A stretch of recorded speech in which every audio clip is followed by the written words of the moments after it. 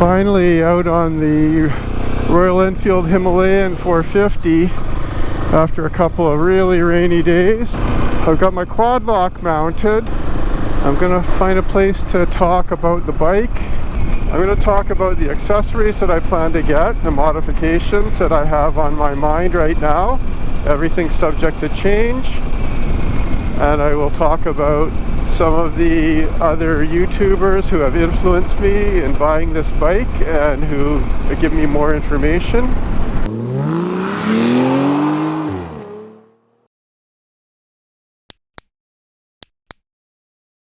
Hi, my name's Peter and I like motorcycles and motorcycle camping.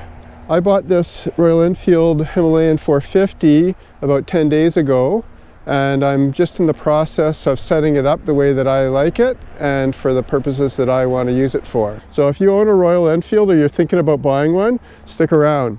The first thing that I really was sure that I wanted to do was to get a better windscreen, right? Because the original windscreen is just down about here and it has almost no protection at all.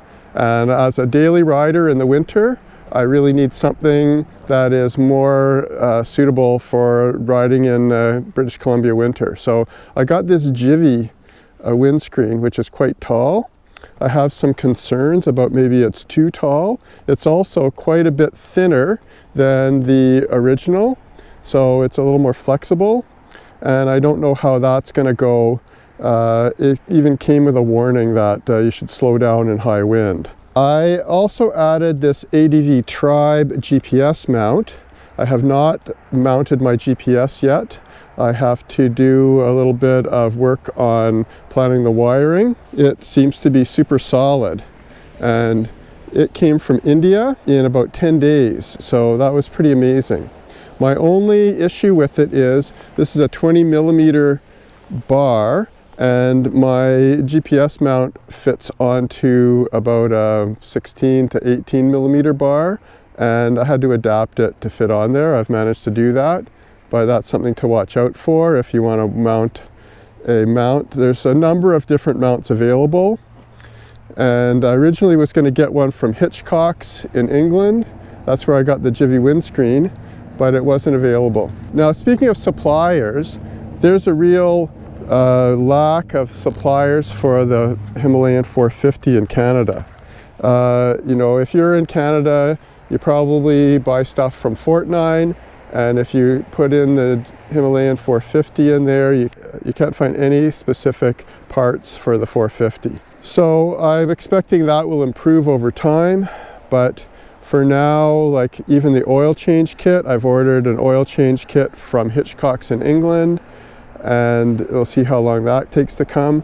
The windscreen came in about 10 days over Christmas, which was pretty good, but it came through DHL Express, so that added quite a bit of cost.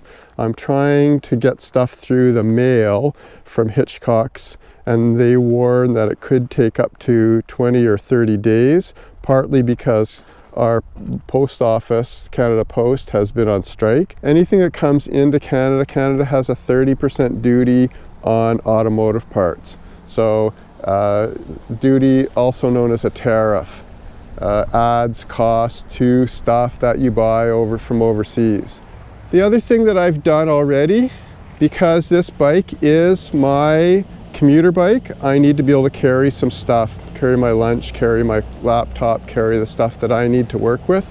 So I added the Givi mount for my monolock boxes. I've used these boxes consistently on a number of different bikes, so it's quite convenient to be able to switch. With an adapter plate that came from Hitchcock's, this universal mount mounts very securely to the bike.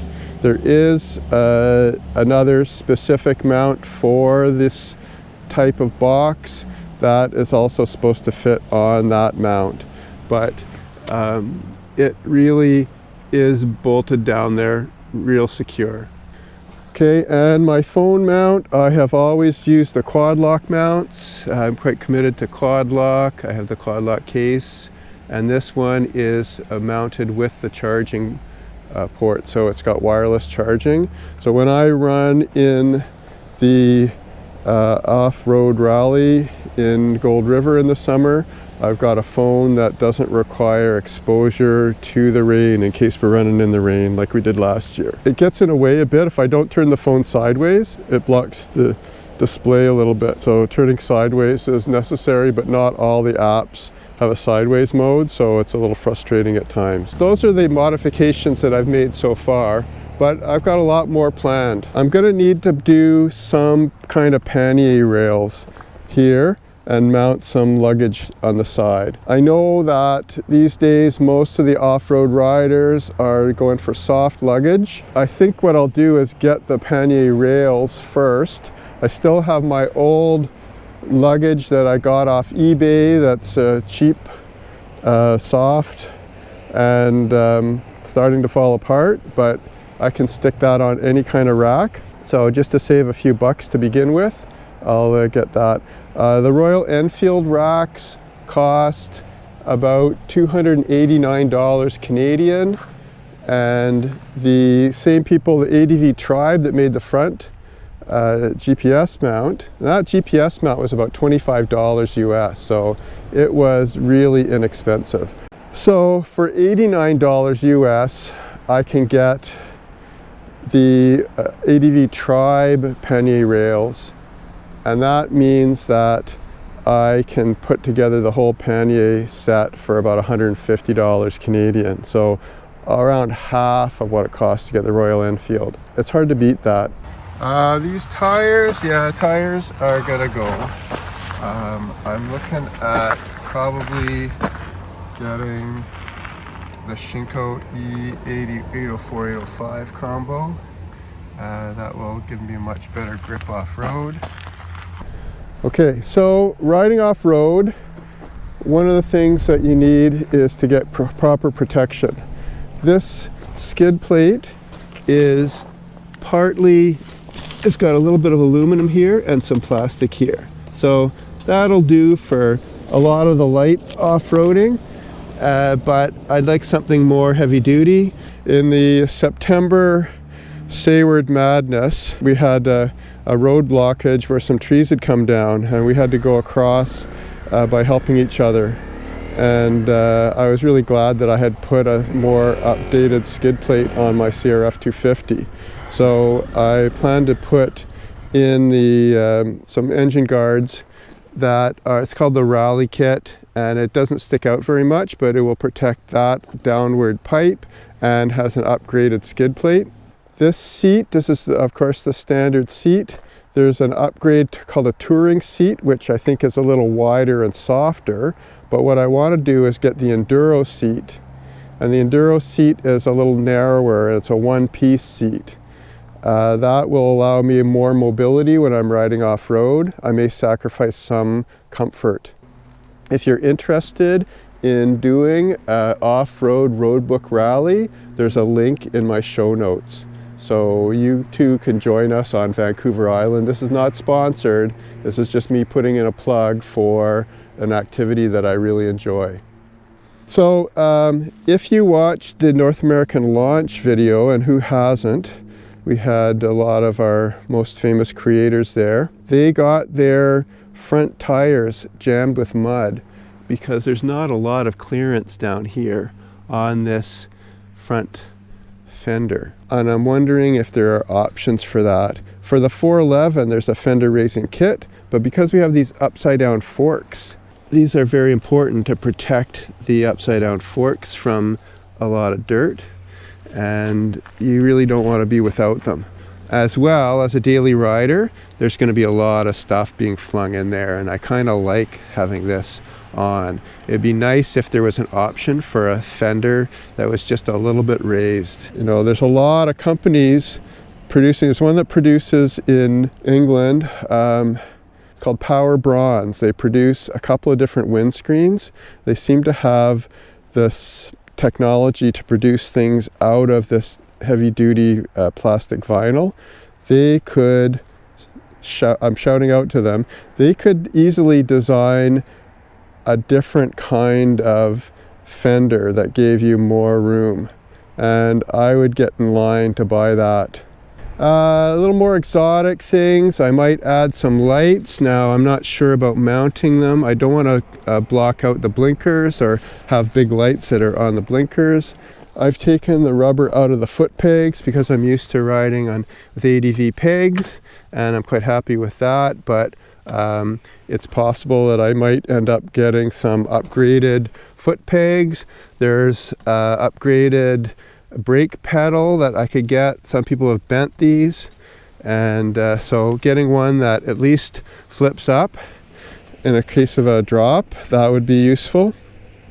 The other thing that I wanted to do is give a shout out to some other creators. Some of these guys are bigger and some are smaller, but they all contributed something to my decision. The first and foremost is the Fuzzy Biker. The Fuzzy Biker publishes 2 channels, the Fuzzy Biker and Forgotten Motorcycles. Out of Marnie, Iowa, he projects a love for the Royal Enfield brand and the Himalayan 450 in particular. Nobody can beat his enthusiasm. Wahoo! The Himalayan 450 has been out for over a year in India, so there are quite a few Indian creators. Some of them are producing videos in Hindi as well as English, and sometimes they start in English and switch to Hindi. My Hindi, to say the least, is not fluent. These 2 channels that I'm going to mention produce high quality content in English. Abhinav Bhatt is a professional journalist and avid Himalayan 450 owner who has built his bike to maximize its off-road capability. The modifications alone are worth subscribing for. But one of the deciding factors for my interest in the Himalayan was when he traveled to the ABR festival in the UK and interviewed some of the Royal Enfield engineers who worked on designing aspects of the bike. Their skills, knowledge, and professionalism made me realize this was a high-quality bike that could compete with anything. Another Indian creator is Two Wheels Ben. He's a small creator with a Himalayan 450 and a 411. His modifications and use are similar to my own, and I appreciate his sharing little details of fitting and modifications. In the UK, I found that MCN News, a large review site, had a lot of insights that were helpful into my buying process. They compared the Himalayan to several other mid-sized adventure bikes in ways that showcased both the bike's strengths and weaknesses against the competition. They also interviewed a sport bike rider who pushed the Himalayan on a tour and also made me aware of shortcomings that gave me pause, but ultimately did not change my buying decision. And Australia has been the source of some of the most hardcore uses of the Himalayan. Motorcycle Adventure Dirt Bike TV beat a Himalayan up for thousands of kilometers across the outback and showed the result at the 10,000 kilometer service. On the back wheel has thrashed his bike harder than I ever will and demonstrated the bike's basic capabilities. So thanks to those creators. I'll put a link to them in my show notes and on my channel page. If you own a Royal Enfield 450 or you're thinking about buying one, then stick around with this channel. I'll have another video coming out soon. I have 7 things that I think new buyers should know before they buy this bike. So that will be coming out not long after this video.